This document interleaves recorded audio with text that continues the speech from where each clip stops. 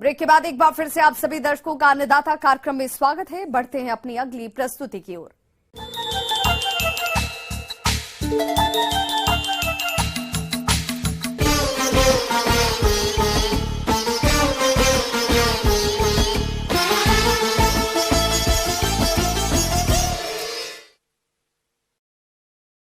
अपने राज्य झारखंड सहित बिहार में भी बहुत से किसान मड़ुआ, जिसे रागी भी कहते हैं, इसकी खेती करते हैं। मड़ुआ एक पौष्टिक अनाज है। इसके बावजूद भी आज के दौर में बाजार में किसानों को इसका दाम नहीं मिल रहा है। अगर किसान मड़ुआ के सह उत्पाद बनाकर बाजार में बेचें, तो उन्हें अपनी उपज का अच्छा दाम मिल सकता है। तो चलिए मड़ुआ के सह उत्पाद बनाने की जानकारी लेते हैं बिरसा कृषि विश्वविद्यालय रांची के गृह विज्ञान विभाग की विशेषज्ञ डॉक्टर रेखा सिन्हा से।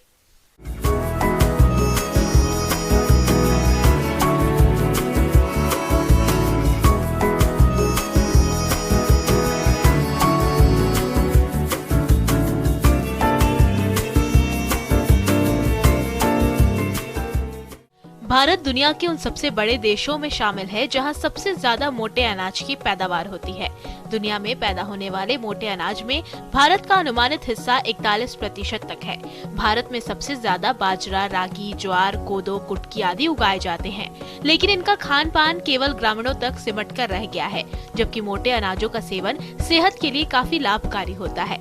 मोटे अनाज में सिर्फ फाइबर ही नहीं, vitamin B, folate, zinc, iron, magnesium, iron और कई तरह के एंटीऑक्सीडेंट्स पाए जाते हैं। WebMD की रिपोर्ट के मुताबिक मोटा अनाज मोटापा, दिल की बीमारियां, टाइप 2 डायबिटीज और कैंसर का खतरा घटाता है। ये शरीर में ऐसे बैक्टीरिया की संख्या को बढ़ाता है जो आंतों की सेहत दुरुस्त रखते हैं। रागी भी एक मोटा अनाज है, जिसकी खेती झारखंड, बिहार, मध्य प्रदेश, राजस्थान में काफी होती है।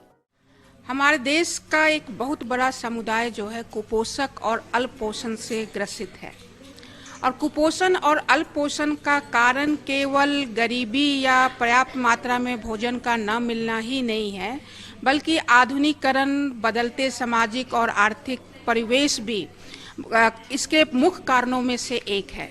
क्योंकि जो हम आगे देखेंगे कि कुछ दशकों में जो हमारे पौष्टिक खाद्य उत्पाद के खेती और इसकी उपयोगिता में निरंतर कमी आ रही है। हमारा झारखंड कृषि प्रधान राज्य है। यहाँ की कृषि वर्षा पे आधारित है और उसमें मड़ुआ की खेती एक बहुत ही इसका महत्वपूर्ण अंग हुआ करता था, लेकिन बदलते सामाजिक और आर्थिक परिवेश के कारण लोग अब मड़ुआ को भूल रहे हैं, जबकि मड़ुआ को अभी उसको न्यूट्री सीरियल के नाम से जाना जाता है, क्योंकि इसमें सबसे ज़्यादा कैल्शियम, सभी अनाजों में अगर हम देखें तो मड़ुआ में सबसे ज़्यादा कैल्शियम पाया जाता है।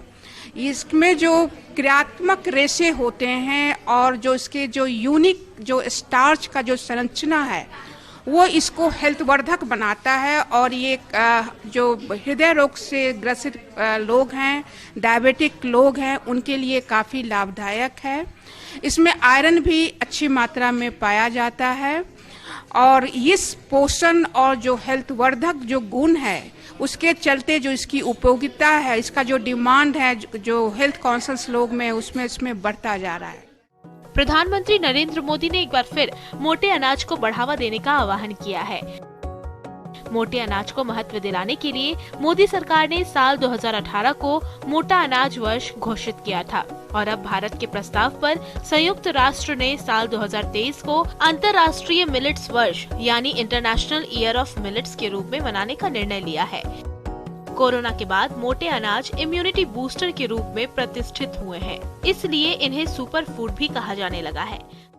और इन्हीं बातों को ध्यान में रखकर बिरसा कृषि विश्वविद्यालय के गृह विज्ञान विभाग ने इस पे मूल्य संवर्धन पे काम किया है, और हमने उसके जो है करीब 50 जो है मूल्य संवर्धित उत्पाद को विकसित किया है, जैसे मड़ुआ का बिस्किट, केक, पास्ता, सेवई, स्वास्थ्यवर्धक पेय, लड्डू बनाया जा सकता है, सेव बनाया जा सकता है, सेवई बनाया जा सकता है, मोमो बनता है, इडली, ढोकला, कचौरी बनाई जा सकती है। आप जो भी उत्पाद का नाम बोले उसमें हम लोग मरुआ को कन्वीनियंटली उसमें यूज कर सकते हैं। उनमें मरुआ का उपयोग कर हम किस प्रकार से जो है उसका मूल संवर्धन के, वो हमारा एक प्रयास रहा है। इससे मरुआ से बहुत से अच्छी चीज़ आप बना सकते हैं।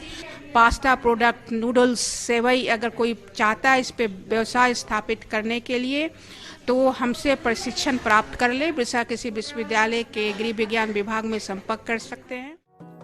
मोटे अनाजों को उगाने में कम पानी और कम मेहनत लगती है। वहीं इन फसलों में किसी भी प्रकार के रासायनिक उर्वरक डालने की अधिक जरूरत नहीं होती है, जिससे मिट्टी और पर्यावरण दोनों को नुकसान नहीं होता है।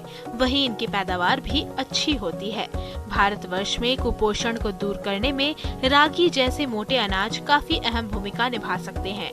साथ ही इनके सह उत्पाद बनाकर बेचने पर अधिक आमदनी कमा सकते हैं। मरुआ में जो है ये हमारी जो क्लाइमेट चेंज से जो कृषि पे जो विपरीत प्रभाव पड़ रहे हैं उसके लिए ये चावल और गेहूं की तुलना में इसके उत्पादन में कम जो है कमी आती है और ये क्लाइमेट स्मार्ट क्रॉप के रूप में उभर के आ रहा है। और ये हम जो क्लाइमेट चेंज के अगर परिप्रेक्ष्य में देखें तो अभी आवश्यक हो गया है कि हम पुनः इसकी खेती जरूर करें, जिससे कि हम फूड सिक्योरिटी, खासकर जो छोटे और सीमांत कृषक हैं उनकी न्यूट्रिशनल सिक्योरिटी को भी ये एड्रेस करने में हमको मदद करता है। क्योंकि माल न्यूट्रिशन को अगर हम एड्रेस करना चाहते हैं तो ये मरुआ जैसे जो मोटे अनाज हैं वो काफ़ी लाभकारी हो सकते हैं।